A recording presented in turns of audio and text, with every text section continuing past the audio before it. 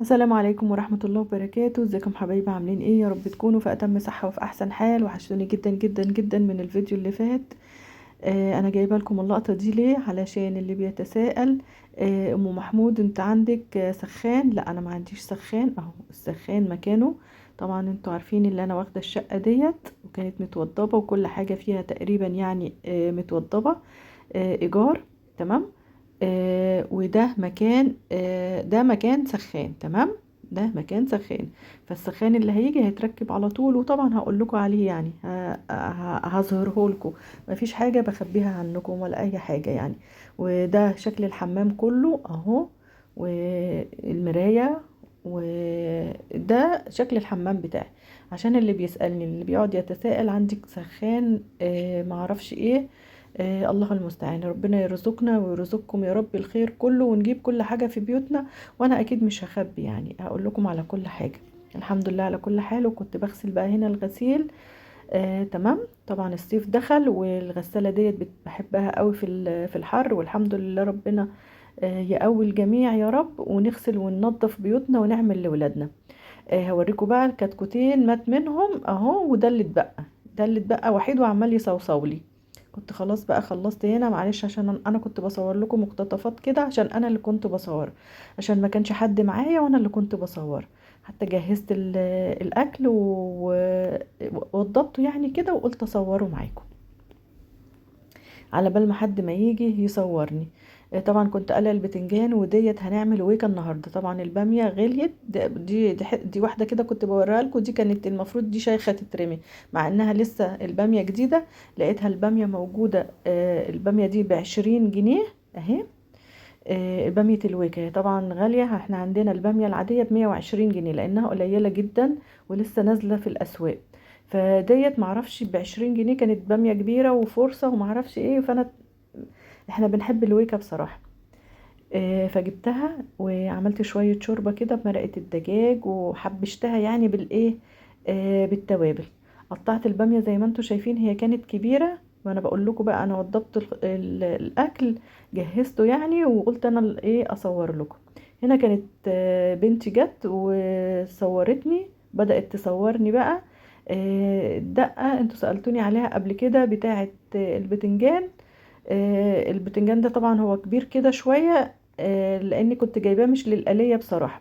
كنت جايباه اعمله مسقعة، فقلت ايه، مش هينفع مسقعة اليومين دولت القوطة والكلام ده كله، فبالمرة هعمله ايه معاكم.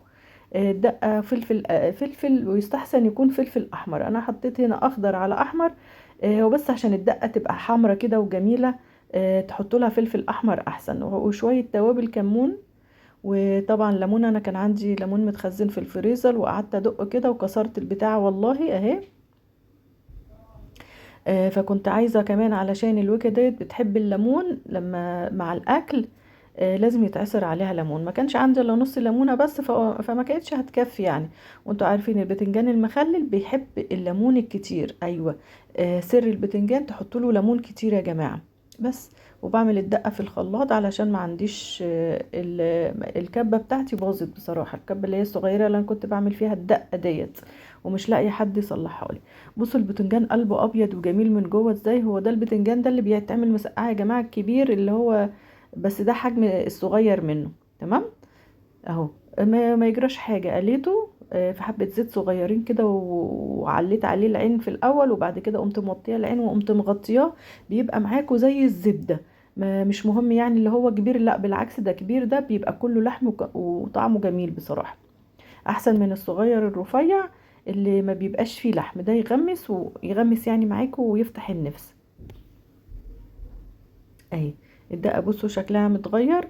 انا كل مره بعملها دقه بالفلفل الاحمر بتبقى حمرة كده وجميله، بس علشان عليها فلفل اخضر لونها بقى كده. اهو. ده شكل البتنجان. بصوا بقى الويكه بالباميه الكبيره اهي. لقيت لكم واحده عشان اوريها لكم اهي. وقطعتها. طبعا لو انتوا عندكم شوربة بط او شوربة فراخ او شوربة لحمة تبقى دسمة كده، بتبقى احسن. يا دوبك نسويها بس كده، ونقوم ضربينها في الخلاط ضربة حلوة. يعني ضربة بسيطة بس كده، عشان ما تبقاش صيصة، يعني زي ما احنا ما بنقول، ما تبقاش ناعمة قوي. كنت انا جايبة نص كيلو السمك ده. سمك سردين محدش بيحبه بصراحة، انا اللي بحبه. فقلت اجيب نص بس على قدي اعمله صينيه، ولو كان في ربع كمان كنت جبت، بس مش هروح اقول للراجل هات لي ربع يعني. الكيلو كان ب100 جنيه، جبت نص كيلو علشان صينيه. اللهم صل وسلم على سيدنا محمد وعلى اله وصحبه وسلم تسليما كثيرا. انتوا طلبتوا مني ان احنا نكمل الاسئله الدينيه، وانا عيني حاضر ان شاء الله. بصوا الصينيه ديت بقى، كل حاجه بعملها في الصينيه ديت. بجهز عليها الاكل، بعمل عليها المحشي، بدلق فيها المحشي، وبناكل فيها، وبغسل فيها الخضار وكل حاجة. بصراحة يعني الصينية ديت شقيت معانا وخدت بحقها جامد قوي بصراحة يعني معانا. اللهم صل وسلم على سيدنا محمد وعلى اله وصحبه وسلم. هعمل بقى من الدقة ديت، هخلل منها السمك بس، هعمل بصلاية بس وقطاية كده، علشان احط فرشة تبقى للسمك. لقيت القوطة غالية، القوطة ب35 جنيه عندنا هنا في مصر، معرفش بقى عندكم في كل بلد غالية زي عندنا ولا لأ. فقلت بصلاية واحدة وكفاية، بصلاية وقطاية كفاية قوي الحمد لله يعني. وشلت القطاية التانية زي ما قلت لكم. القوطة غالية جدا، الطماطم غالية عندنا. كنا بنستخدم الصلصة المعلبة علشان نطبخ بيها، فمش معقولة يعني هيبقى عندي كيلو واجيب كيلو وبعدين اهلكه كله، لا خليها يعني ايه في التلاجة، نستخدم منه اللي عايز واحدة كده يعني علشان البيت ما يبقاش فاضي. بس السمك اهو زي ما انتوا شايفين عملته بنفس الدقة بتاعة البتنجان، وممكن كمان انتوا تعملوها وتسيبوها في التلاجة في الفريزر عندكم. ماشي. بس انا عشان انا عندي الفريزر بتاع التلاجة صغير، ما بعملش حاجات كتير يعني. اهو. ربنا يوسع علينا وعليكم يا رب، وتجيبوا بدل الفريزر بتاع التلاجة تجيبوا فريزر كبير. بس حطيت بقى شوية زيت وشوية خل، والبتاعة هي بتاعت صعبت عليا بصراحة، اللي اتكسرت ديت كانت نفعاني، بس هو غلط مني اللي انا عملت اصلا بالسكين.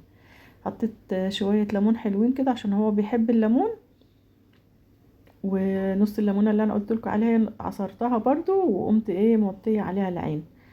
كانت الباميه الوكا استوت، ضربتها ضربه بسيطه في الخلاط علشان ما ينفعش تضربوها جامد، عشان بتبقى ناعمه كده، ما بتبقاش حلوه، ما بتبقاش حلوه وهي ناعمه. تضربوها بس ضربه بسيطه كده في الخلاط.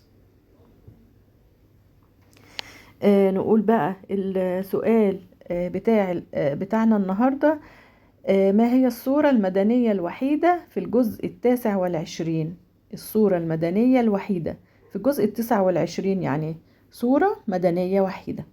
بس ده كان السؤال بتاعنا. ويا رب بقى زي ما انتوا عارفين كده، كل مرة اللي هلاقيه يجاوب الأول صح هو اللي هثبت التعليق بتاعه. ربنا يا رب كده، يا رب يهدلنا الحال. ادعوا معايا ربنا يهدلنا الحال لينا ولبيوتنا، والله البيوت فيها اللي مكفيها يا حبايبي. ربنا يهدي ازواجنا كده، ويا رب يا رب كل زوج متعود يحلف بالطلاق، ربنا كده يهديه ويمسك كده لسانه، وما يقعدش يحلف بالطلاق كل شوية. انا بكلمكم بوصيكم وبوصي نفسي، لان الموضوع ده صعب يا جماعة، انا عن نفسي بعاني منه. الزوج ما يقعدش يحلف بالطلاق كده كل شوية او يتعصب. المفروض يمسك نفسه كده شوية علشان الحياة تمشي. والله كل بني ادم يعني مش متحمل، وكل واحد في اللي مكفيه. ربنا يصلح الحال، مش في كل حاجة كده يا جماعة طلاق طلاق طلاق طلاق. ربنا يرحمنا جميعا.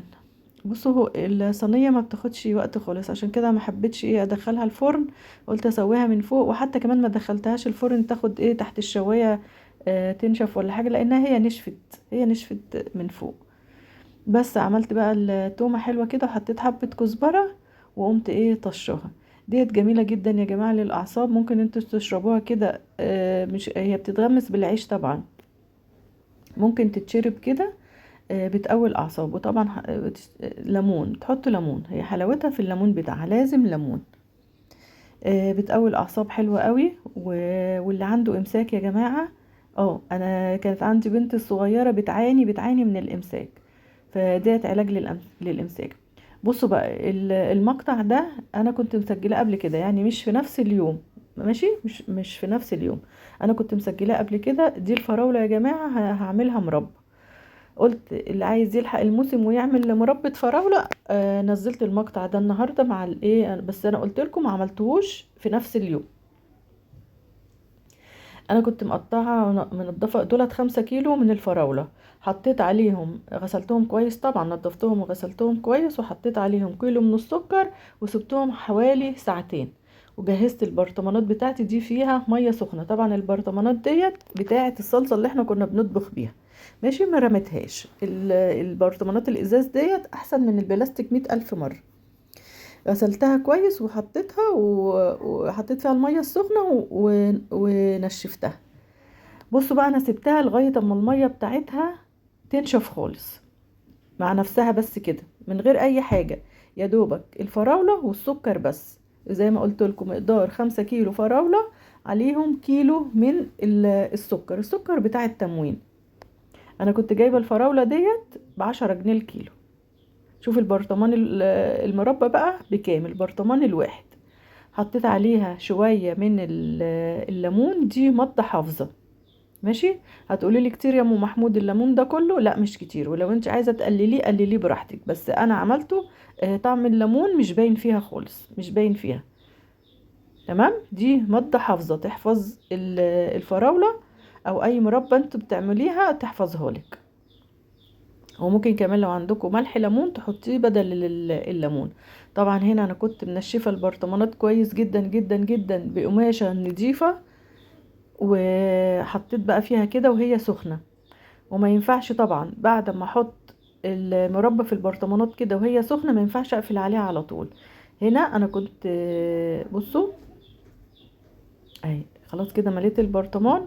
ما ينفعش بقى، انا هنا بقول لكم ما ينفعش اللي انتوا تقفلوا عليها.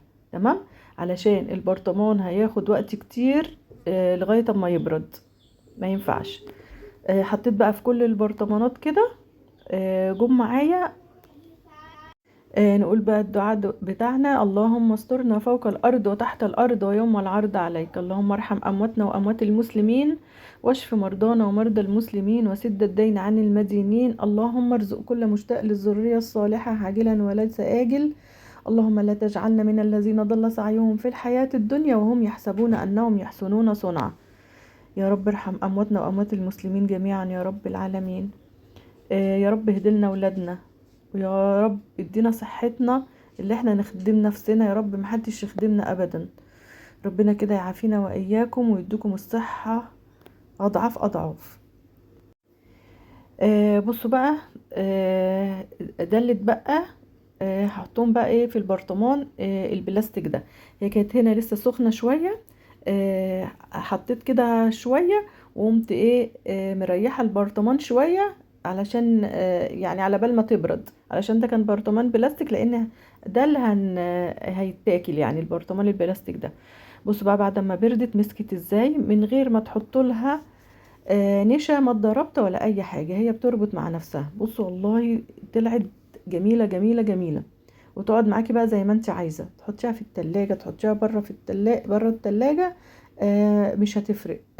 بصوا من غير ما تحطوا عليها زيت من فوق. بصوا لما بردت جميلة ونظيفة طبعا وصحية للولاد في المدارس. وانتوا عارفين بقى في كل الاوقات تعملوا فطير تاكلوا بيها، عشاء غدا فطار، تبقى موجودة سترة البيت. متنسوش اللايك بقى يا حبايبي، والسلام عليكم ورحمة الله وبركاته.